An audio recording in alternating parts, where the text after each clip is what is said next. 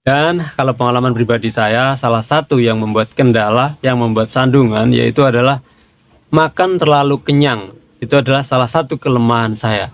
Karena kalau makan nggak kenyang itu kurang lega. Jadi makannya selalu sampai kenyang banget, dan itu membuat asam lambung naik. Itu adalah salah satu kelemahan saya. Tapi untuk menghindari makanan, saya lumayan mudah. Assalamualaikum warahmatullahi wabarakatuh. Ketemu lagi dengan saya. Pada kesempatan kali ini saya akan membahas tentang kebiasaan-kebiasaan yang nggak baik yang bisa membuat asam lambung naik. Kedengarannya sepele, kedengarannya sederhana doang, dan mungkin juga pejuang gangguan asam lambung sudah pada banyak yang tahu. Tapi barangkali masih ada yang kelewatan, masih ada satu atau dua yang kelupaan.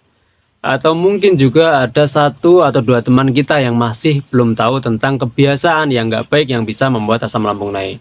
Langsung saja, yang pertama adalah minum setelah makan. Apalagi minumnya banyak, itu bisa membuat asam lambung naik. Jadi yang harusnya kita lakukan yaitu adalah mengambil jarak setengah jam, atau kalau terpaksa banget kita mengambil jarak 15 menit setelah makan baru kita minum. Jangan setelah makan langsung minum. Jangan. Kalau bisa mengambil jarak 30 menit, tapi kalau terpaksa kita mengambil jarak 15 menit. Kebiasaan yang bisa membuat asam lambung naik yang berikutnya adalah rebahan setelah makan. Itu adalah yang lumayan banyak dialami oleh orang-orang, yang banyak dilakukan oleh orang-orang, yaitu rebahan setelah makan. Yang harusnya kita lakukan adalah mengambil jarak 2 jam, atau yang keren adalah 3 jam setelah makan baru kita rebahan. Yang harusnya kita lakukan adalah itu. Kalau setelah makan kita nggak rebahan, kita sudah benar. Setelah makan nggak rebahan, tapi 1 jam kemudian kita rebahan, itu sama saja bohong. Itu juga bisa membuat asam lambung naik. Karena jaraknya cuma 1 jam. Kita minimal jaraknya adalah 2 jam. Itu minimal banget. Jadi kalau di 1 jam ya masih asam lambung masih bisa naik. Kebiasaan yang berikutnya yaitu adalah makan makanan pedas, makan makanan gorengan, bersantan, bersoda. Makanan yang kecut-kecut itu bisa membuat asam lambung naik. Jadi bagi kita para pejuang gangguan asam lambung sangat diusahakan sekali untuk menghindari makanan-makanan atau minuman-minuman tersebut. Kebiasaan yang bisa membuat asam lambung naik yang berikutnya yaitu adalah makan terlalu kekenyangan. Itu juga bisa membuat asam lambung naik.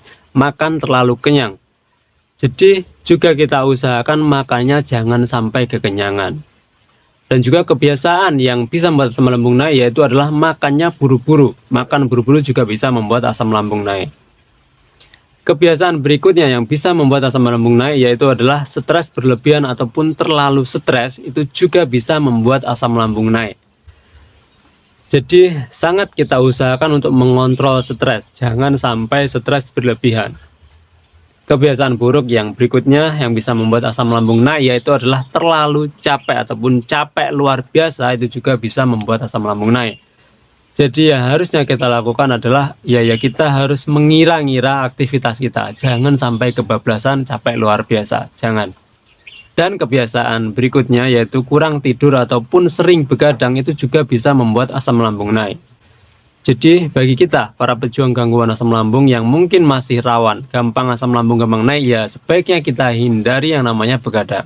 Sangat kita usahakan sekali menghindari yang namanya begadang. Kebiasaan yang berikutnya yang bisa membuat asam lambung naik yaitu adalah telat makan. Itu sangat bisa membuat asam lambung naik. Jadi sangat kita usahakan untuk tidak telat makan. Tapi pada saat kita puasa, kita tidak hanya telat makan, tapi kita sangat telat makan banget. Kita sangat telat banget. Tapi asam lambung kita nggak naik karena pada saat kita puasa kita niat. Dan pada saat niat, si kepala, si otak, si semua badan akan menangkap itu. Dan semua sistem badan kita akan meladeni niat kita itu. Sehingga ketika kita telat makan pada saat puasa, asam lambung nggak naik. Tapi kalau hari-hari biasa kita nggak niat puasa, itu bisa membuat asam lambung naik. Dan setelah kita mengerti, setelah kita tahu, setelah kita paham kebiasaan yang bisa membuat asam lambung naik, setelah itu kita terapkan seoptimal mungkin, semaksimal mungkin. Jadi bukan hanya tahu doang, jadi bukan hanya paham doang, tapi nggak menerapkan, yaitu sama saja bohong. Jadi setelah tahu, setelah paham, itu kita terapkan seoptimal mungkin.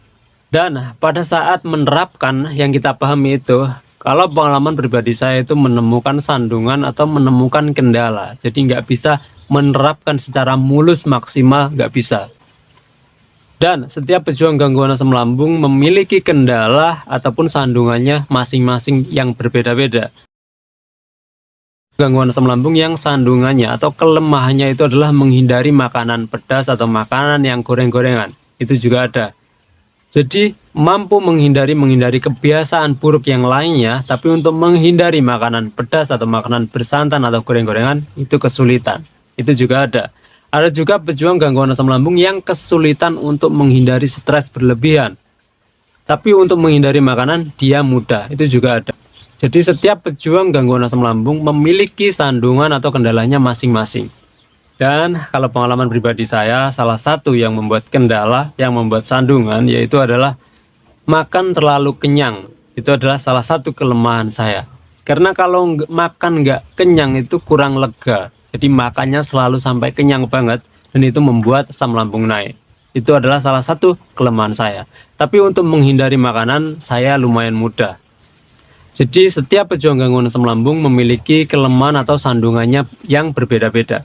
Dan yang bisa tahu kelemahan atau sandungan itu ya kita sendiri. Kita cari tahu kelemahan kita di mana, setelah tahu tentunya kita latih sampai bisa. Nah, misalnya kita kesulitan atau kelemahan kita di menghindari makanan yang goreng-gorengan, yang bersantan ataupun yang pedas. Kelemahan kita di situ ya, maka kita latih sampai pada akhirnya kita bisa. Tentu saja untuk melatihnya ya nggak semudah seperti membalikkan telapak tangan. Enggak juga, kita akan menemukan kendala juga pada saat latihan itu. Tapi kita harus tetap melatihnya sampai bisa. Pada akhirnya kita bisa menerapkan secara maksimal apa yang kita pahami tadi. Jadi nggak cuma memahami doang, tapi menerapkannya juga bisa maksimal karena kita sudah melatih yang menjadi kendala kita, yang menjadi kelemahan kita tadi. Jadi sekali lagi, setelah kita tahu, setelah kita paham kebiasaan-kebiasaan yang bisa membuat asam lambung naik, itu beneran kita pahami, dan setelah kita beneran memahami, kita juga beneran menerapkannya. Jadi bukan hanya paham doang tanpa menerapkan, itu sama saja bohong.